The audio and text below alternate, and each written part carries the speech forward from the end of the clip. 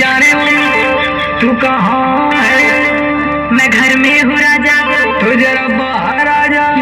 क्या हुआ राजा? चल गेहूं काटे। भगो हम ना आ जाए। काहे रे? काहे ना जाएगी? काहे की ब्यूटी मोर खराब हो जाई हो। कटी ना गेहूं तालिया के खियाई हो। जली आया हवे उहेला के खियाई हो। हाथ में कटलिया के देबो घवाई हो। तोहे हम गेहूं काटे वाली लगत हई। कहीं कमा रानी जी तू हई का? लेके दहेज आइल बानी नई हरे से। हाथ लटिया के भगाई दे हम घर से। देखा कुछ हो कला हमसे न होई कटिया हो। टका दिन भर बैठ के तोड़ा घर में खटिया हो। देखा हमसे न जबरी कटिया करावा हो। और हई पकड़ा का तारी अचर के चुपचाप गेहूं तू कटावा हो। हमसे न गेहूं कटाई राजा। हमसे न गेहूं कटाई राजा। भोले काला होई जाई राजा। हमसे न गेहूं कटाई राजा। भोले काला होई जाई राजा। गेहुआ त तू ही कटाई पुरानी। गेहुआ त तू ही कटाई पुरानी। भोले बेमार होई जाई पुरानी। गेहुआ त तू ही कटाई पुरानी।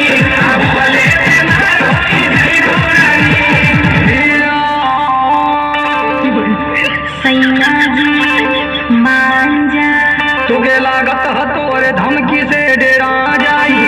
मन जना राजा रात में तोहे चुम्मा दे। उतराती कबात राती में कयल जाई। राजा हो धूप ह बड़ी तेज ना सहल जाई। त तोहरे खाती कूलर एसी लगवा दी का। राजा हो नमकीन स्प्राइट भी मंगा दी। कामे के बेरी में मजाक तो के सूझता। देखा ना ओठ भी गर्मी से राजा सूखता। पता न कौन काल में हमार बियाह भयल। मना करत रही तू ही के न बर्दाश्त भया। वही के ताना रोज रोज मारली हमके। ई तो अभी कुछ न है खर्चा भी कराई गुजम की। हट एक दिन चढ़ल नशा तोहार उतर जाई। जेह दिन छोड़ के गईनी तथा चली जाई। तोके काम कइले में कौन परेशानी जवानी होरे लगी नहीं हो जानी हो का परेशान। झुमका झुलनिया गड़ाई रे बेजान। झूठो के तू अतरा हरा बता रहे। हमारा के बुरा बना बता रहे। हमें जे दवरी करई पुरानी। हमें जे दवरी करई पुरानी। जिंदगी के सुख सब कोई पुरानी। हमें जे दवरी करई पुरानी। जिंदगी के सुख सब कोई पुरानी।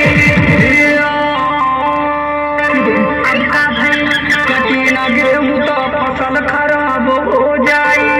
चाहे कुछ भी कर हमसे नहीं सब हो पाई। कटुआ यलाऊ बैठी तोरे मुहे लगल बेकार होवे। न तोरे घर है ना दुआर है न कार है। तहाई घर लगा पहाड़ तो के लागत जात है खाए हमके भूख बहुते लागत। तोते हम का कहत हई का सुनत हई। ले जाए के चक्कर में बाड़ा हम बुझत हैं। बिना ले गइले तो के आज हम न छोड़ब हो। कैला जबरी तमारी के मुँह तोहर फोड़ब। करे